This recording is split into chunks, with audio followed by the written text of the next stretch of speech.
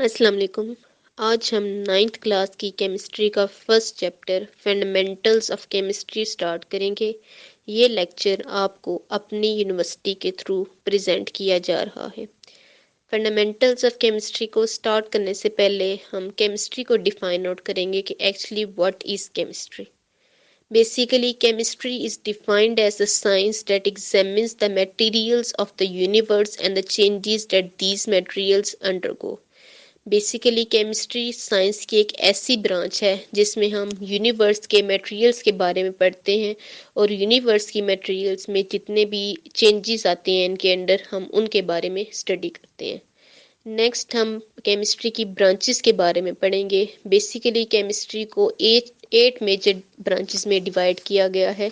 First one is physical chemistry, organic chemistry, inorganic chemistry, biochemistry, industrial chemistry, nuclear chemistry, environmental chemistry, and the last one is analytical chemistry. Basically physical chemistry को हम define note करेंगे। The branch of chemistry that deals with laws and theories to understand the structure and changes of matter is called physical chemistry. Basically physical chemistry chemistry की एक ऐसी branch है जो deal out करती है जितने भी आपके पास लॉज और थ्योरीज हैं जो आपके पास मैटर की स्ट्रक्चर और उसके चेंजेस के अंदर आपके पास आते हैं। वो बेसिकली आपके पास फिजिकल केमिस्ट्री के अंडर आते हैं। Then the next one is organic chemistry. The organic chemistry is the branch of chemistry that deals with substances containing carbon is called as organic chemistry. Organic chemistry basically chemistry की एक ऐसी branch है जिसमें हम deal out करते हैं carbon containing compounds के साथ। वो आपके पास ऑर्गेनिक केमिस्ट्री कहलाती है। ऑर्गेनिक केमिस्ट्री में क्योंकि आपके पास कार्बन के कंपाउंड्स हैं प्लस हाइड्रोजन के कंपाउंड्स हैं, तो हम ऑर्गेनिक केमिस्ट्री में बेसिकली आपके पास हैं कि इसमें आपके पास कार्बन और हाइड्रोजन के कंपाउंड्स को हम कलेक्टिवली हाइड्रोकार्बन्स कहलाते हैं।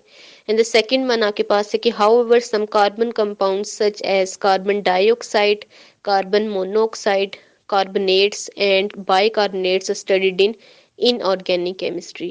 जितने भी आपके पास कार्बन कंपाउंड्स हैं such as carbon dioxide, carbonates और बाइकार्बोनेट्स हैं, उनको हम इनऑर्गेनिक केमिस्ट्री की ब्रांच के अंदर स्टडी करते हैं। नेक्स्ट वन हमारे पास इनऑर्गेनिक केमिस्ट्री है। Inorganic chemistry basically is the branch of chemistry that deals with elements and their compounds except organic compounds is called inorganic chemistry. Inorganic chemistry basically chemistry की एक ऐसी branch है जिसमें हम elements और compounds के बारे में पढ़ते हैं एक्सेप्ट ऑर्गेनिक कंपाउंड्स। वो केमिस्ट्री आपके पास इनऑर्गेनिक केमिस्ट्री कहलाती है। यानी कि इनऑर्गेनिक केमिस्ट्री में हम कार्बन और हाइड्रोजन के अलावा जितने भी उनके अदर कंपाउंड्स हैं उनके बारे में स्टडी करते हैं। वो बेसिकली आपके पास इनऑर्गेनिक केमिस्ट्री की ब्रांच के अंडर आती है। देन नेक्स्ट वन हमारे पास बायोकेमिस्ट्री है। Biochemistry is basically the branch of chemistry that deals with physical and chemical changes that occur in living organisms is called as biochemistry. Basically biochemistry chemistry की एक ऐसी branch है जिसमें हम जितने भी फिजिकल और केमिकल चेंजेस हैं जो लिविंग ऑर्गेनिजम्स में टेक प्लेस होते हैं वो बेसिकली आपके पास बायोकेमिस्ट्री के अंडर आती है। Next, we have industrial chemistry. Basically, industrial chemistry is the branch of chemistry that deals with the methods and uses of technology in the large scale production of useful substances is called industrial chemistry. Basically industrial chemistry chemistry की एक ऐसी branch है जो deal out करती है जितने भी आपके पास मेथड्स हैं और आपके पास टेक्नोलॉजी है जिसको यूज़ करते हुए हम लार्ज स्केल पर प्रोडक्शन कर सकते हैं यूज़फुल सब्सटेंसेस की। वो बेसिकली आपके पास इंडस्ट्रियल केमिस्ट्री के अंडर आती है। Then the next one is nuclear chemistry. Nuclear chemistry is the branch of chemistry that deals with the changes that occur in atomic nuclei is called as nuclear chemistry.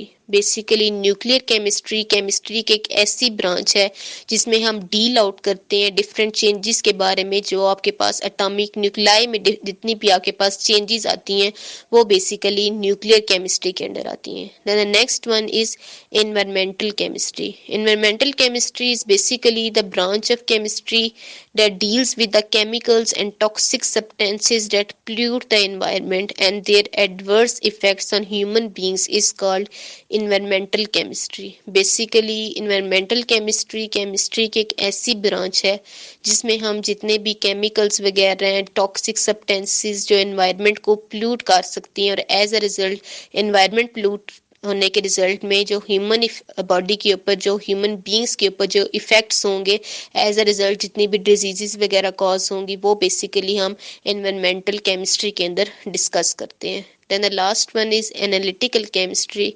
Analytical chemistry is basically the branch of chemistry that deals with the methods and instruments for determining the composition of matter is called analytical chemistry. Basically analytical chemistry chemistry की एक ऐसी branch है जिसमें हम deal out करते हैं जितने भी हमारे पास मेथड्स हैं और इंस्ट्रूमेंट्स वगैरह हैं जिनकी through which we determine the composition of matter is called analytical chemistry. Basically world composition compose word से है जिसका मतलब है बनावट यानी कि एनालिटिकल केमिस्ट्री में हम जितने भी मेथड्स हैं इंस्ट्रूमेंट्स वगैरह हैं जितने भी मैटर की कंपोजिशन है उनकी स्ट्रक्चर के बारे में हम एनालिटिकल केमिस्ट्री में डिस्कस आउट करते हैं.